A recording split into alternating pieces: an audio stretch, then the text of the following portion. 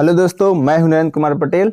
जैसा कि आपको पता है कि हम एमपी बोर्ड क्लास 10 और 9 की गणित और साथ में हिंदी ग्रामर भी आपको पढ़ा रहे हैं। तो हिंदी ग्रामर 2-3 दिन से थोड़ा कम आ रही है, उसकी दूसरी वजह है।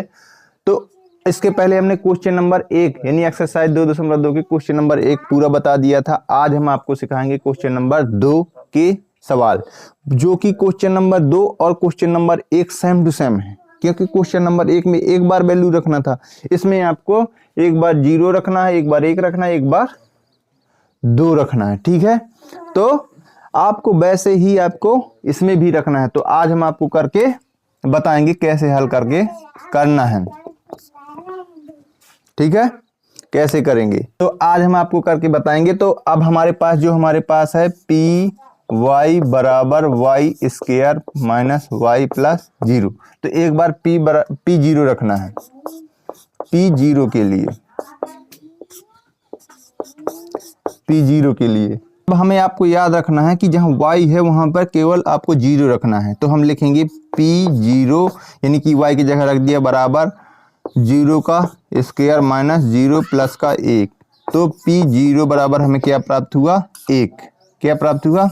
1। ठीक, अब हम एक बार रखेंगे p0 हो गया, p1 रखेंगे इसी सवाल में। ठीक, तो p1 के लिए, किसके लिए? p1 के लिए। तो अब हम इस समीकरण में तो यहाँ पे लिखेंगे p1, क्योंकि y की जगह 1 लिख दिया, बराबर y की जगह y का स्क्वायर माइनस 1 प्लस का 1। तो p1 बराबर स्क्वायर, 1 का स्क्वायर तो 1 होता है, माइनस का 1 प्लस का 1, यानी कि प्लस का 1 है, ये माइनस का कट गया। तो p1 बराबर भी हमें क्या प्राप्त हुआ बच्चों? 1 ही प्राप्त हुआ। ठीक,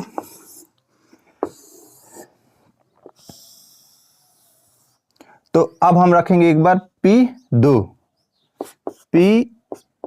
के लिए, p2 के लिए। तो p2 बराबर क्या हो जाएगा? हमारा समीकरण है तो यहाँ y की जगह 2 का स्क्वायर माइनस 2 प्लस का 1। तो p2 बराबर 2 दूना 4 माइनस 2 प्लस का 1। p2 बराबर 4 1 5, प्लस प्लस के पहले जोड़ देते हैं, तो 5 माइनस का 2। तो p2 बराबर क्या आ जाएगा? 3 अतः तो क्या हो जाएगा? हमें क्या प्राप्त हुआ? 1 1 3। तो 1 1 3, ये क्या होगा हमारा आंसर। ठीक है, तो इसी में एक अगला सवाल भी दिया है कि pt बराबर 2 plus T plus 2t square. दूसरा सवाल है कि क्या है? pt बराबर 2 plus T plus 2t square minus t3 का क्यूब, 3 की घात तो क्या बोलेंगे? क्यूब। तो अब हमें कोई काम नहीं करना, सेम टू सेम वही सवाल है। आपको जहां t है तो वहां पे एक बार 0 रखना है और एक बार 1 रखना है, एक बार क्या रखेंगे? 2।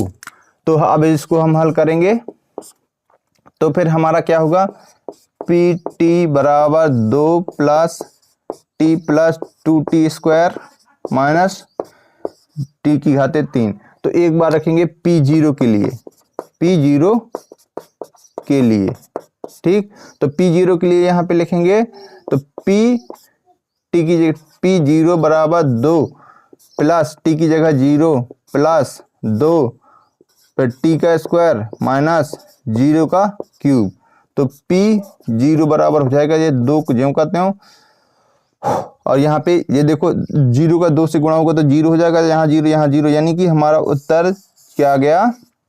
2। यदि 0 रखते हैं तो 2 आता है।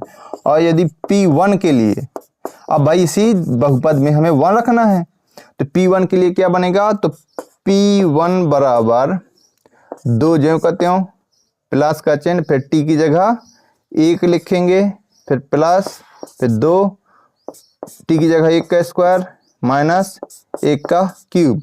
तो ये बनेगा p1 बराबर 2 प्लस 1 प्लस 2 माइनस का 1। तो प्लस माइनस का आपस में कट गया, तो 2 दूना 4। p1 का मान क्या बच्चों प्राप्त हो गया? 4। अब हमारा एक बार P2 के लिए कर दें और ख़त्म हो जाएगा यहीं से सवाल। P2 के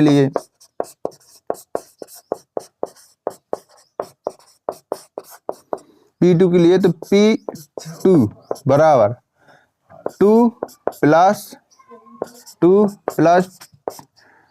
2 का स्क्वायर प्लस माइनस का चिन्ह है ना, ये माइनस 2 का क्यूब।